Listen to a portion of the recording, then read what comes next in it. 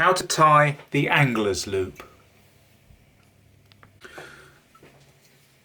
To the right hand side here is my working end, going off to the left is my standing end.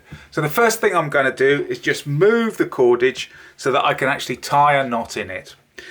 We then get hold of the standing end and the working end, and I'm going to fold the working end underneath the standing end so we form a loop at this point here.